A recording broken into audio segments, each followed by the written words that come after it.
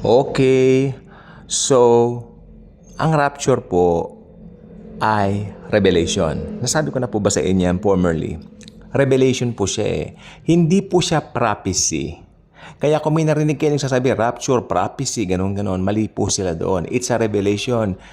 It was only revealed through the Apostle Paul. Sino ba si Pablo? Apostle to the Gentiles, sa atin pong mga hentil. So, ang rapture po ay, kung talagang titignan po at susumahin natin sa kabuuan nito, para po sa mga hentil talaga siya.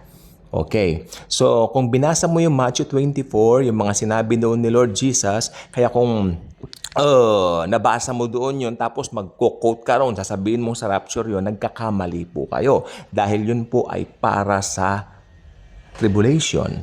At ang rapture po ay talagang, kung gusto mong tumingin ng verse sa rapture talaga, para po talaga sa akin yung talagang nasa Thessalonians lang po talaga. Kasi binanggit po talaga doon na, yes, in the twinkling of an eye, baba si Lord, hindi tayo mauuna dun sa mga namatay na, di ba? Tapos, yeah, we will be caught up in the air. Yun lang po talaga, for me, ewan ko po sa ibang nangangaral, pero for me, yun lang ang talagang pwede nating dependehan.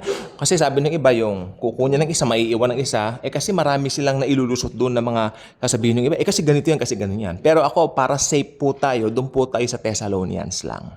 Okay? So, anong mangyayari sa rapture? Ito, very exciting ito eh. Ang rapture po, makinig po kayong mabuti. Maaari yung iba parang gasgas na CD na ito, plaka, na parang paulit-ulit. Huwag niyong iisipin ganyan. Huwag niyong iisipin ganyan yan.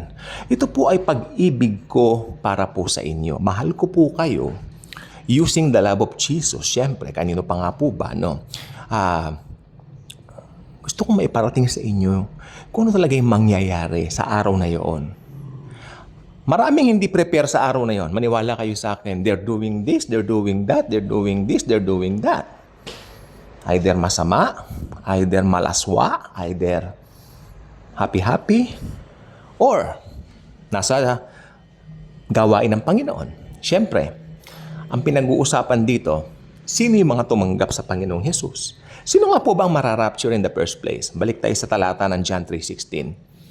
For God so loved the world that He gave His only begotten Son. Whosoever, ayun ang keyword whosoever believeth in Him will not perish but will have eternal life.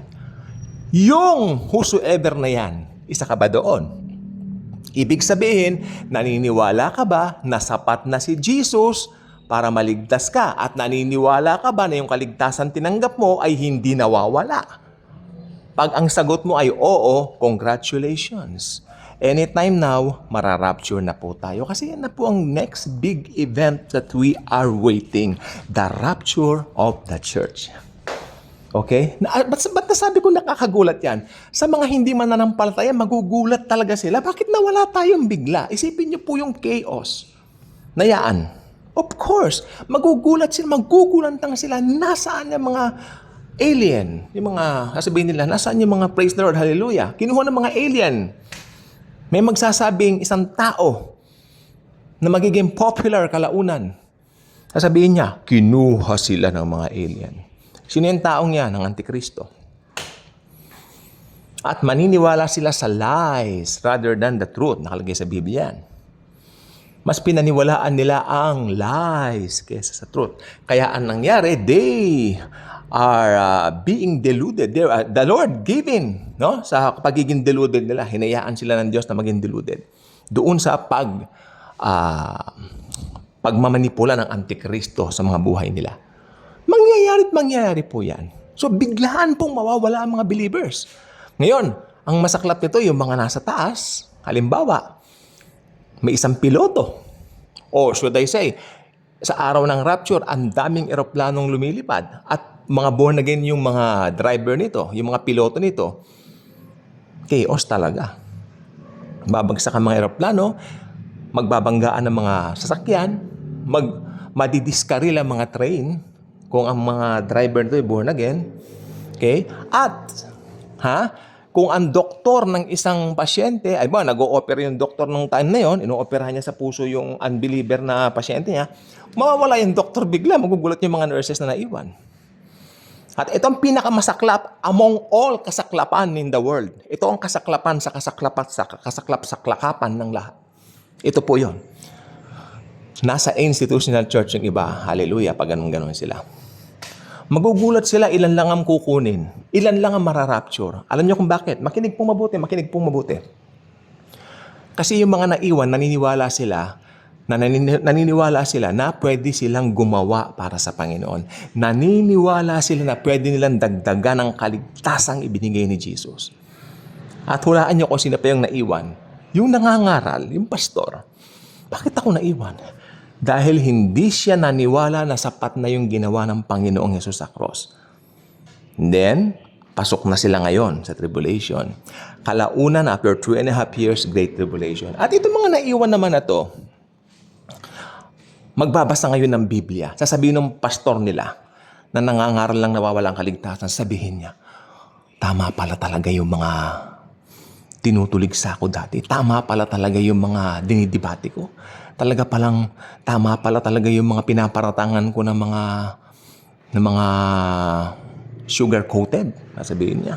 Pinaparatangan ko sila, sugar-coated sila, pero totoo pala sila. Totoo pala ang full gospel ng grace. Talaga palang pananampalataya lang. Sana nakinig ako sa kanila. Pero, may mababasa ngayon sila sa Bible. Para makaligtas pa rin sila, kailangan magpapugot ng ulo. Dahil nakalagay po sa aklat ng Revelation, silang mga pinugutan ng ulo dahil kay Kristo. Yun po yun. Para maparangalan nila siya at mapunta rin sila sa langit. Kaya alam niyo yung mga naniniwala na faith plus works plus baptism, maiiwan po yung mga yan sa araw na iyon. Kasi ang mararapture lang po talaga yung mga naglagak ng pananampalataya sa Panginoong Hesukristo.